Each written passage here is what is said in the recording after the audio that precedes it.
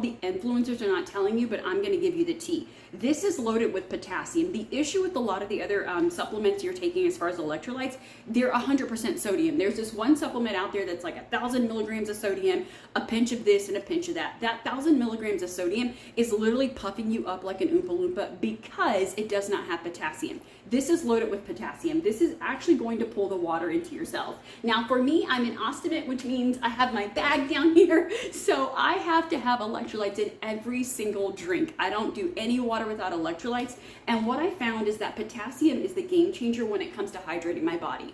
It's hot. I have an ileostomy, and just even if you don't have an ostomy, it is summer. It is getting very, very hot, especially if you live in the desert, no matter where you're at. This 1,000 grams of potassium is going to pull the water into the cells. Now, this is the other thing. It only has 10 grams of sodium. So you may still need to bring in some Himalayan salt or sea salt if you need a little bit extra sodium, but this is going to be a game changer. It also has trace minerals. Trace minerals are going to be like magnesium, chloride, some of those other things to pull the water into the cells. And this is what makes this combination different than the one that's just throwing a bunch of sodium.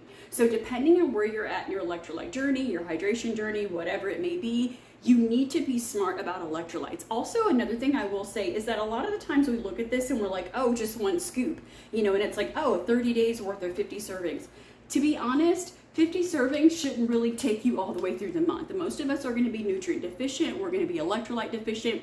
If you're sweating, by the time you start sweating, by the time you're thirsty, baby, you already dehydrated. So here's the thing. Even though this is 50 servings, going into the summer, depending on where your hydration is at, you may need more. And don't be afraid to add a little sea salt. There's always the little test that you can do where you grab, let me put it here, you grab your skin, if it stays up, then dehydrated. If it comes back down, snaps back, that means you're hydrated. That's always a little test you can do. But if you're feeling cramping and bloating, feeling more irritated in the heat, you feel like you go into the heat for 5 minutes and you're just drained by it, it's because you're lacking potassium and some of these main minerals that are going to be included in this product. So you want to check it out.